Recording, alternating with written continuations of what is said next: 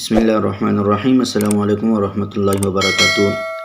امید ہے کہ سب حضرات خیر اور عافیت سے ہوں گے۔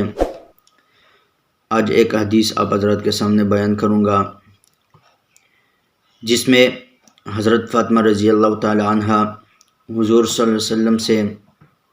پوچھتی ہے کہ یا رسول اللہ، قیامت کے دن ہم آپ سے کہاں پر ملیں گے؟ تو حضرت محمد مصطفیٰ صلی اللہ علیہ وسلم نے جواب دیا کہ قیامت کے دن مجھے بہشت کے قریب ملنا، میں وہاں ہوں گا۔ اور آپ صلی اللہ علیہ وسلم نے فرمایا کہ میرے ہاتھ میں لوائے حمد ہوگا اور میں اپنی امت کی شفاعت کروں گا۔ تو حضرت فاطمہ رضی اللہ تعالیٰ عنہ نے پھر پوچھا کہ اگر ہم نے آپ کو وہاں پر نہیں پایا تو پھر کہاں پر ملیں گے؟ تو پھر اللہ کے حبیب صلی اللہ علیہ وسلم نے فرمایا کہ مجھے صراط کے پاس، یعنی پل صراط جو ہے اس کے پاس ملنا، میں وہاں پر ہوں گا اور اپنے امت کے فکر میں ہوں گا کہ یہ کس طرح اس پل صراط پر گزر جائے۔ تو حضرت فاطمہ رضی اللہ تعالیٰ عنہ نے پھر پوچھا کہ اگر وہاں پر آپ نہ ہوئے، آپ کو نہ پائے ہم، تو پھر کہاں پر ہوں گے ہم؟ تو آپ صلی اللہ علیہ وسلم نے فرمایا کہ پھر مجھے میزان کے قریب جو ہے وہ دیکھنا، میں وہاں پر کھڑا ہوں گا اور اپنی امت کے لیے جو ہے وہ دیکھوں گا کہ وہ ان کو محفوظ رکھتے ان چیزوں سے۔ اسی طرح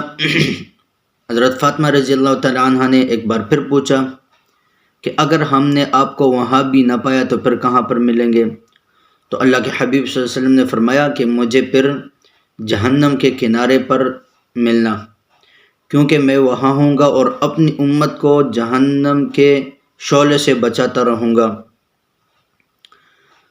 تو اب دیکھیں یہ حدیث، چند باتیں اس میں ذکر فرمائی ہے، لیکن اس میں غور کی بات یہ ہے، ہمیں غور کرنا چاہیے کہ دیکھیں کتنا سخت دن ہوگا، اتنا سخت دن ہوگا، اتنا سخت کہ اس کا کیا بیان کرے بندہ اس کے ہے، کہ جب امت کو پریشانی ہوگی،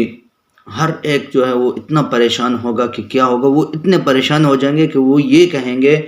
کہ بس کسی طرح اللہ رب العزت جو ہے وہ حساب شروع کر دے اور ہمیں جو بھی فیصلہ کرے ہمیں منظور ہے، لیکن اس سختی سے ہمیں نکال دیں، حساب کتاب شروع ہو جائیں۔ تو یہ امت جو ہے وہ حضرت آدم علیہ السلام کے پاس جائے گی، ان سے درخواست کرے گی کہ اب آپ اللہ تعالیٰ سے درخواست کرے، ان سے عرض کرے کہ یہ حساب کتاب شروع کر دے۔ تو حضرت آدم علیہ السلام کے پاس جائیں گے تو وہ ان سے کہیں گے کہ آپ اللہ سے سفارش کرے، آپ اللہ کے پاس جائے، ان سے عرض کرے۔ تو وہ آگے سے کہیں گے کہ میں تو یہ کام نہیں کر سکتا، وہ انکار کر دیں گے کہ مجھ سے نہیں ہو سکتا، آپ کسی اور کے پاس جائے۔ اسی طرح یہ سب لوگ جو ہے حضرت اور انبیاء کے پاس آئیں گے، حضرت نوح علیہ السلام ہو گئے، حضرت عیسیٰ علیہ السلام، آخر میں وہ کہیں گے کہ آپ حضرت محمد مصطفیٰ صلی اللہ علیہ وسلم کے پاس جائے اور وہاں پر ان سے آپ بات کریں۔ وہاں پر جائیں گے تو حضرت محمد صلی اللہ علیہ وسلم کے پاس آئیں گے، یہ سب انبیاء جو ہے وہ اپنا کچھ نہ کچھ بیان کریں گے کہ ہم سے یہ ہوا، حضرت موسیٰ علیہ السلام، حضرت عیسیٰ علیہ السلام۔ تو اسی طرح حضرت محمد صلی اللہ علیہ وسلم کے پاس جب آئیں گے تو آپ صلی اللہ علیہ وسلم ان کی وہاں پر بھی جو ہے دیکھیں آپ صلی اللہ علیہ وسلم کو اپنی امت کی، یہ جو حدیث میں نے بیان کی، اس میں یہ چیزیں یہ یہاں پر اس وجہ سے ہوں گے آپ صلی اللہ علیہ وسلم